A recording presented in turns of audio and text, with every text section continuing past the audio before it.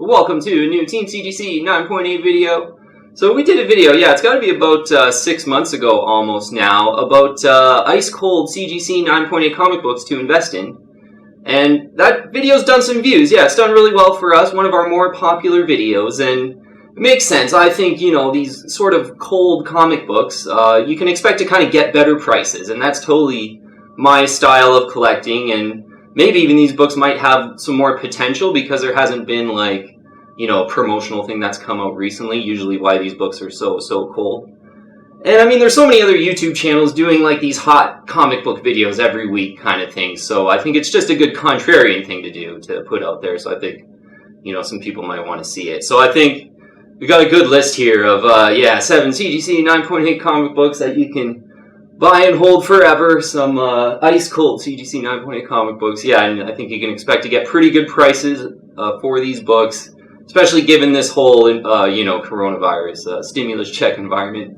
So first book is Amazing Spider-Man 238. Such a great investment grade book to start off with. It's the first appearance of Hobgoblin, so you get a classic Spider-Man villain here, and it's John Romita Jr. and Sr. kind of teaming up on the cover here, which is really cool too. Such a classic cover. I mean, it's been homaged a couple times, this one, and it's got that coolness, it's got colors, it's really just got everything. And another thing it's got too is kind of the rarity. So in the census here, there's 443 CGC 9.8s, and this is sort of manufactured with the Tattooz, 443 of them, and with those tattoos, it's sort of a pretty hard book to find in a CGC 9.8, and the CGC 9.8 ratio tells you that. We're at 8.6%. So 8.6% of all graded copies are CGC 9.8, so really low, really rare, and obviously a great cover in a first appearance, so you'd think the price is up there, and it is kind of getting up there. So for this one, I think, a good deal on this one that's looking really good. For some reason, I just really like to have the centering really great, especially on this book too. So I remember I was really picky when I wanted to buy this book, even though it was one I really aimed for when I first started buying. So a really nice centered one's going to be about $1,000, and I've seen them go over $1,000, and I paid for this one, it was right near 1,100. Really nice centering on this one, 9.8 white pages, and kind of a flawless case. Really had good eye appeal in the auction, so a couple other people were bidding this one up, so it cost me almost 1,100. But for a nice copy and a new case kind of thing, I think that's doable. Maybe if you're really patient, you get it around 900, but given the rarity and given how hot some of these other books are getting that are, coming up to kind of $600 to $700, are nowhere near as rare as this in the CGC 9.8 with that 8.6% CGC 9.8 ratio. Really, really rare, this one in the CGC 9.8. Amazing Spider-Man books, really popular and well handled and traded and all that. So that's the reason why these CGC 9.8 ratios are really low for Amazing Spider-Man books usually, because they're just a little more popular kind of than any other book, I think. And but for collectors, the rarity is better in the CGC 9.8. So one I would recommend in the vein of, being pretty ice cold right now and not really any promotions I can think of, and whereas a lot of books have sort of increased in price 20, 30, 40%. This book, you're seeing sort of really nice ones go for that 1,100 range, which might be heating up a tad, but not heating up, I think, as much as some other books. So one you'll want to look at. Next book is a bit of a personal sort of nostalgic choice for the list, and it's one I only have in the raw, so I really want to kind of hunt for this one. It's Amazing Spider-Man Skating on Thin Ice. This is kind of the anti-drug issue that came out in the early 90s, and Todd McFarlane cover, so it's got the Todd McFarlane cult of fans working for it. And for me, the nostalgia of this book, I had a couple copies of this when I was younger, being in Canada with the hockey cover. And this one is actually the Canadian price variant version of it, just a raw copy here. Maybe this one's not in any shape to really talk about, but a great cover nonetheless. So if we look on the census in the CGC 9.8, because this is one, I could even have it on my last couple videos here where I talked about sort of ones I want right now that I don't have. This could have fit on it easily. So this book here, on the CGC census, there's not a lot of them. So what I actually did was combine the normal version and the Canadian version into one here, because, yeah, as you'll probably see in the information below, there's only 6 CGC 9.8s in the blue label of the sort of American and Canadian version combined. I think there's 2 of the Canadian version in CGC 9.8 blue label. So yeah, wow, so rare in the blue label. And I think, yeah, another thing to point out, this signature series amount of this book in the CGC 9.8 is 21, so it's higher than the blue label because it just really, McFarlane cult of fans are really loving this book, so they're getting McFarlane to sign it. So that could be another avenue to go to. And the blue label 9.8 ratio is 12.7%, which for like an early, I know there's not a lot graded, but for an early 90s book, this one is really rare in the CGC 9.8 in the blue label. So I'd kind of had a bit of a hard time sort of finding, you know, a fair price for this book in the blue label.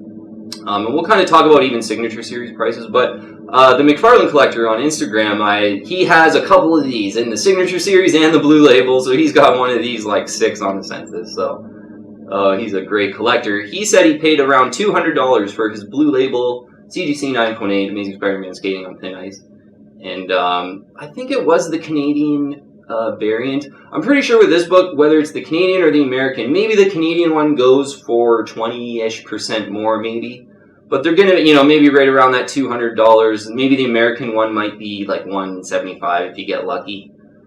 But I think in the blue label, that's kind of the price you're looking for. Whereas signature series, you know, if it's signed by Todd only, I think, you know, maybe around 300, sort of that 300 to 350 range, maybe even 400 if you really want it. Whereas some are signed by Stan Lee, and that's going to get, you know, maybe even, that with Stan and Todd signed, this might even be worth, I think, $400 or $500.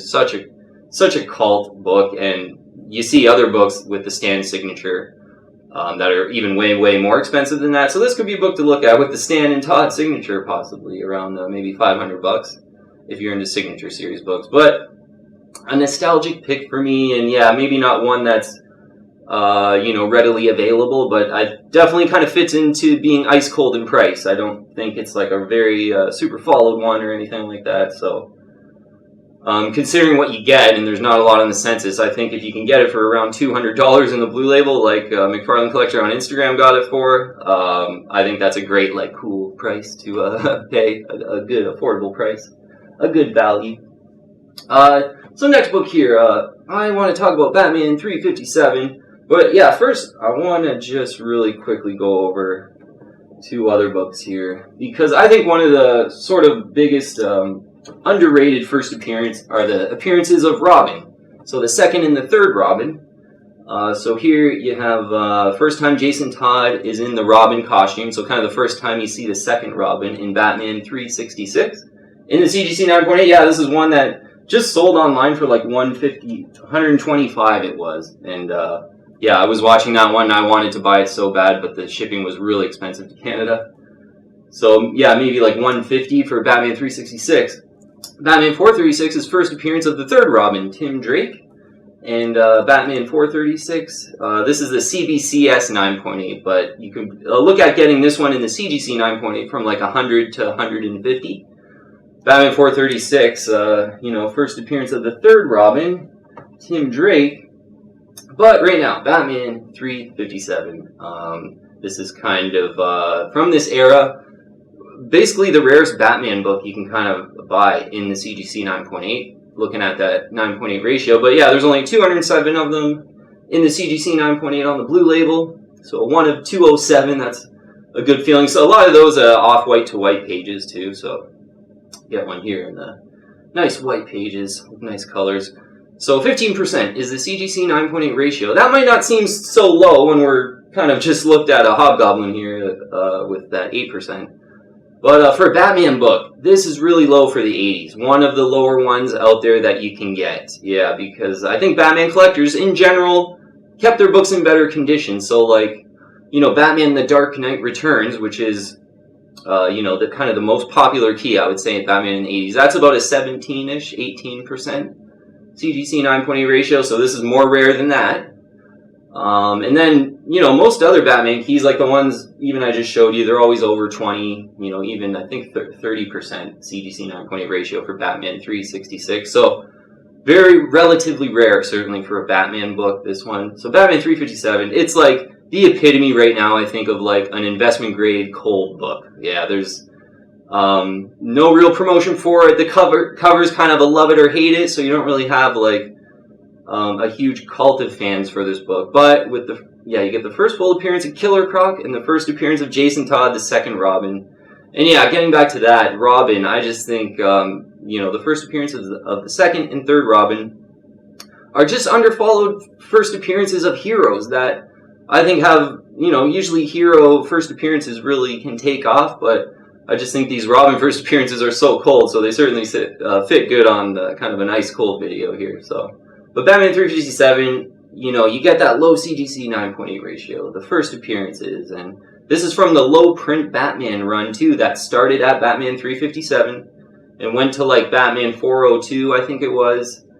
And Batman comics during that time were just in general lower printed than Superman comics and other DC comics and certainly Marvel comics. So, and with only 207 out there, that's not a lot for like, this is the biggest Batman key in the 80s and there's only, you know, 207 out there. So yeah, it's kind of a really cold book, but looks really good on the census. And yeah, price for that one too is I paid a little over $400 for mine. And I think that's at the lower end of fair market value. Yeah, I mentioned back then, I was really happy with that price. So I think anywhere around $450 to $500 sort of in this environment for a really nice Batman 357 is a great buy. Okay, next one here. I want to talk about Spawn #1 in the newsstand. And yeah, you might think like, you know, this book isn't particularly cold, I would say. And I tend to agree with that, but I don't think it's heated up certainly as much as, you know, some other books here seem to have, you know, been heating up in the whole stimulus check environment. But Spawn #1, a little bit to explain on the census here, because you got the Spawn #1 here on the census with the direct versions and the newsstand versions all clumped in. So there's 5,584 CGC 9.8s in the blue label. A lot of them, a lot of signature series out there too, so it was a lot of these. 52.7% is the CGC 9.8 ratio, so over half of them are CGC 9.8. So, you know, not particular any rarity to write home about, which is why I really recommend the newsstand version. And yeah, newsstand versions for Spawn and Image Comics in general. Like Image Comics almost all went directly to comic shops back in the 90s. They had a very little newsstand infrastructure kind of thing. So there's rumors like it's like 1 to 2% of the prints were newsstand version, so very, very low. Kind of rare. Like, you know, Spawn #1, that's not a rare book. This is sort of the rarest version you can kind of get of it. So one I've recommended in the past. So like quickly, that 5,584, if you kind of take, I like to conservatively take 5% of that amount, which ends up being about 260, 270. Of a sort of guesstimate of how many Spawn #1s in the newsstand there are in the CGC 9.8 out there. So that's not very many of them, and that's 5% I'm taking. So technically, if you listen to some of these people who say, oh, it was like less than 1% of all Image Comics ever created were newsstand. So, I mean, there could be less, there could be more. I'm not too sure what that number actually is. So, but, you know, to kind of maybe just have a 1 of 200 something of the first Spawn #1 in a newsstand, I think is a really cool thing, I think. So, a good collector item. And I'm seeing some clear listings on eBay for $450 in this book. And, you know, I got mine for $375, and that took me a while. I wanted to get a good price on mine. So, you know, I've seen some sell for $450 before, so, you know, this book hasn't really taken off to over 500 or anything like that, like a lot of other books have. So I think it kind of does fit on a, you know, a nice cold CGC 9.8 list right now, but still a great investment grade book. And, you know, I don't even want to talk about a Spawn movie almost because like McFarlane's like teasing it all the time. And so, you know, that's maybe a possibility, but certainly he had that like Kickstarter thing. And I think maybe during that time there were a few of these that kind of heated up because maybe some McFarlane fans kind of coming out of the woodwork wanting to Spawn #1. But I think now might be a good time to just look for some lulls in this. And hopefully, you know, I got it for $375. that could be a price to aim for if you're like a sort of a value conscious buyer. But one going for $450, I think maybe a little bit over $400 would be a really good price right now for spawn number 1 in the newsstand. Would recommend the newsstand too. Yeah, I got a direct in the 9.8 too, but there's just so many. It's just it's almost, I wish I took that like 120 or whatever the direct was and put it toward another one of these basically. So okay, next book is one I don't have as well, but I think fits well on a kind of a cold list. Spectacular Spider-Man number 64. I got a nice raw copy actually in a newsstand. Not too nice actually, not took right home though. Probably about a fine grade, but pretty nice and flat. Yeah, not a bad issue to look at, certainly.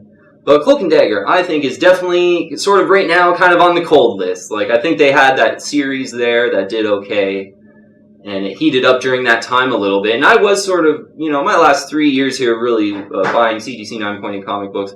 I sort of got used to seeing this book, like, sometimes going for over $500. But, I'll tell you a little bit about the prices now in a sec. On the census, there's 256 CGC 9.8s in the blue label, 256 of them out there. 13%, the CGC 9.8 ratio. So, yeah, a nice percentage, a nice rarity.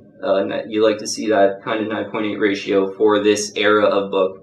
Yeah, so of all graded copies, 13% of them are CGC 9.8. So, pretty hard to find in the 9.8. So, I saw a completed listing on eBay doing some research here for $440 for this book.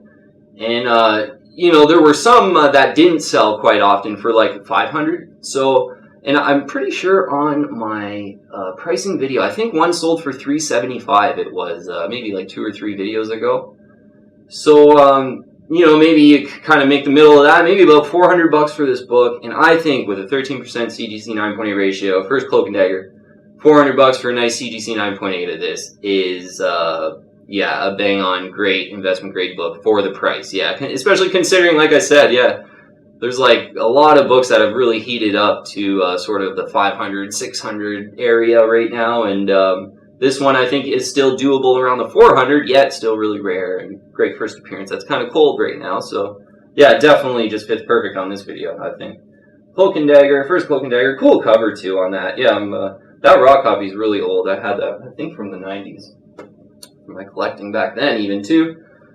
So next book here, we'll get into Uncanny XMen 121, and yeah, this is, I think, a high potential book, and, still somewhat affordable, but just really cool Dave Cockrum cover. Yeah, the first full appearance of Alpha Flight in Uncanny XMen 121. On the census, 306 of them in the CGC 9.8, the blue label. I got really lucky with this one. Yeah, it popped up in Canada, and it wasn't a best offer, but I messaged him like $100 lower than what it was listed for $650. I was like, hey, I'll take this out of your hands for $550 right now. And obviously, White Pages version, really flat. This one is like a 9.9 candidate. I was just ecstatic. Perfectly centered. Yeah, like I said, flat White Pages copy. Looks like a 9.9. So, I picked this up for $550. Just quick, the CGC 9.8 ratio is 12.7%, so just a little under 13%. Very similar rarity to Spectacular Spider-Man, although an older book. We'll get into the prices a little bit more there. So picking up mine for $550, I think is pretty rock bottom, especially for a nice looking one like this that's got the centering and the colors and everything. $550 is going to be pretty rock bottom. I've saw these go for $799.99 in Buy It Now. So I think right around $600 to $650 would just be a great deal on this book if it was looking really good. And Alpha Flight, I think, definitely has some potential. It's, you never want to buy a book because like a movie's going to come out maybe or this or that, but you still get the great Dave Cockrum cover from the classic kind of John Byrne, Terry Austin run of Uncanny XMen. But there could be an Alpha Flight movie, yeah, and I think it could be pretty cool, and but if not, I think it's just a great book, and it definitely fits in like a cooling off video, because I think the prices have been sort of around that level for quite some time. But with a pretty low CGC 9.8 weight ratio, one of 306, most of those could be off-white to white pages too. So this is probably more of a one of 200 to be honest. And first full Alpha Flight. Yeah, just a lot of potential, but even not. A great book to look at and looks good on the census, and still not too expensive. Yeah, even though it's 1979. Yeah, May of 1979 that one came out in. Okay, last book here. Got it under my Raws here. Because we have talked about some Harley Quinn comic books lately, kind of recommending them, thinking that, there's maybe a bit of a lull here for Harley Quinn popularity. Certainly if you sort of think about the last 3 to 5 years of how Harley Quinn comics have done.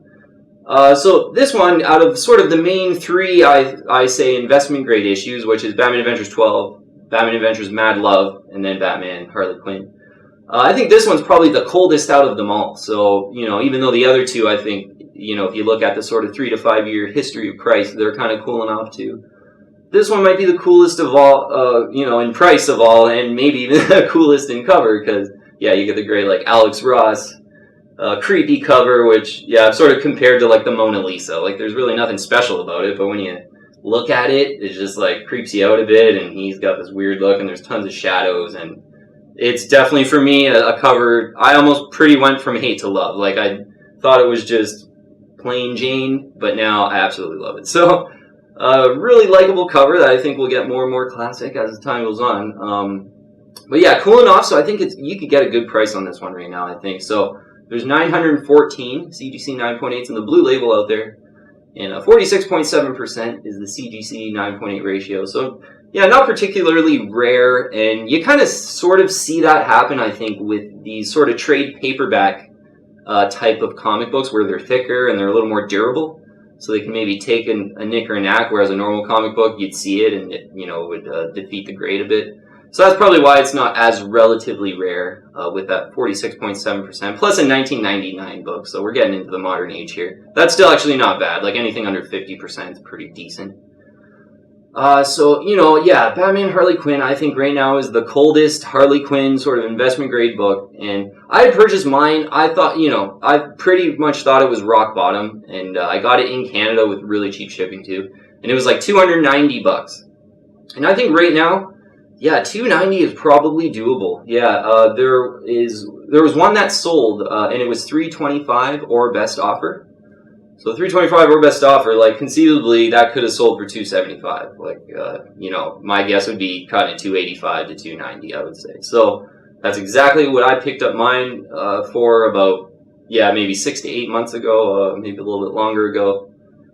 And yeah, you know what? It's just one of those books that hasn't taken off with the market. The sort of stimulus pumped market, I don't think it really has affected the price that much in this book, but for all those reasons, classic cover, and I think it does have to do with, yeah, Harley Quinn's on a little bit of a lull right now for sure, because, hit hard with Suicide Squad movie, everyone loved her, everyone rushed out to buy her books and female superhero books, I find, and then ever since I've been collecting in the last 3 years, pretty much most female superhero books have, like, plummeted in price in the CGC 9.8, like, they've all really cooled off.